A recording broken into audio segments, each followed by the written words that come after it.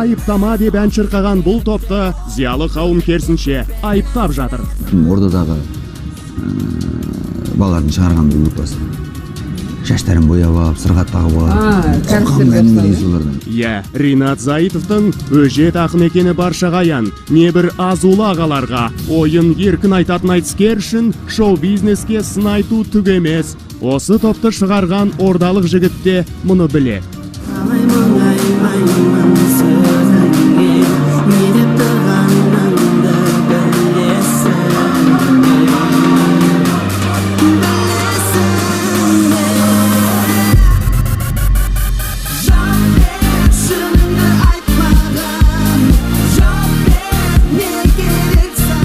Мен сырға тағып алдым, мен айыптаңыздар, мен оған 16 жыл болды, мен дайынмын, енді бірден-бірі түсінетіндегі кездері келген шығар.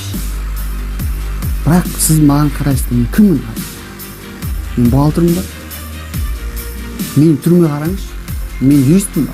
Шоу-бизнес өкілімін, сондықтан сырға тағуыма болады дейді Ерболат. Ал Ринат ақын артық айтты ма? Артық айтып кетті. Әсіресе жанына батқаны қылмыскер деген айып. Олар телевизорын көрсетіп отырған адам да қылмыскер, ол группаны шығарып отырған адам да қылмыскер, оған ән жазып беріп отырған адам да қылмыскер.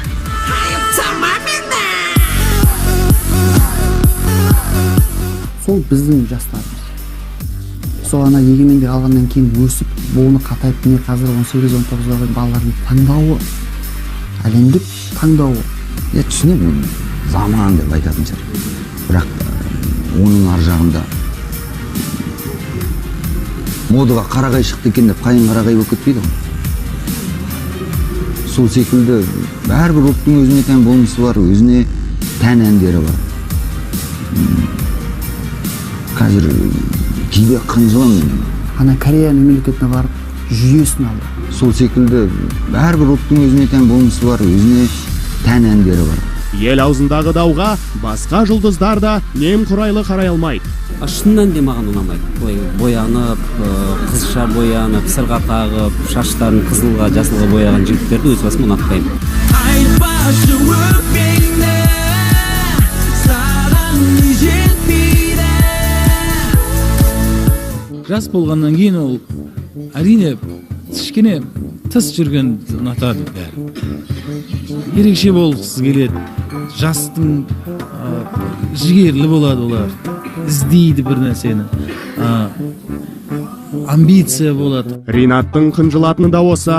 Жап-жас балалардың таңдауына ата-аналарының қалай ерік бергендігін түсінбейді ақын.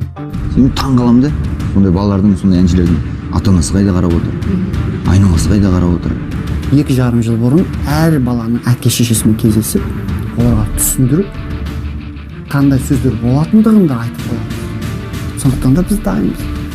Бүгінде бұл дау ел аузында. Алайда өз рейтингтері үшін Ринаттың сөзін пайдаланған әріптестеріміз қайнар көздің сырласу жобасы екенін көрсетпейді. Әнші мен айтыскердің дауы сырласу жобасынан соң басталды. Заитовпен болған сұхбаттың басқа сұхбаттардан өзгерек екенін жоба жүргізушісі Әйгерім Сейфолла да айтып өтті.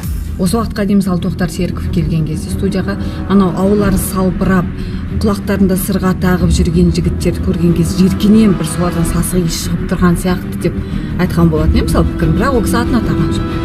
Сол сияқты мысалы Төреғали келген кезде айтқан болатын, осындай жігіттер көбейіп кетті сахнада деп. Ал Ринат жиіркенетін әншілер бар. Жиіркеніп түрін көрмеймін. Сол өнерпаздардың пікірлерін айтып алып, бағдарламадан соң мына жерін артық айтып қойдым, анаған тиіп кетті, мына жерін айтып қойдым, мына жерін кесіп тасташы, монтаж жасашы деп өтініш жасайтындар өте көп. Ал оған қарағанда Ринат Заитов ойын айтты, кетті, оны сұрағанда жоқ қалай болды деп, бұл жерде камераға ойнады деп те ойламаймын. Ол бар нәрсесі жасырмай айтты. Өзге елдің қаңсығын өз елінде таңсық қылып отырған жігіттерден жиіркенетін зиялы қауым пікірді ортаға тастады. Айыпталушылар жағының алдағы уақытта жасайтын әрекеттерін асыға күтеміз.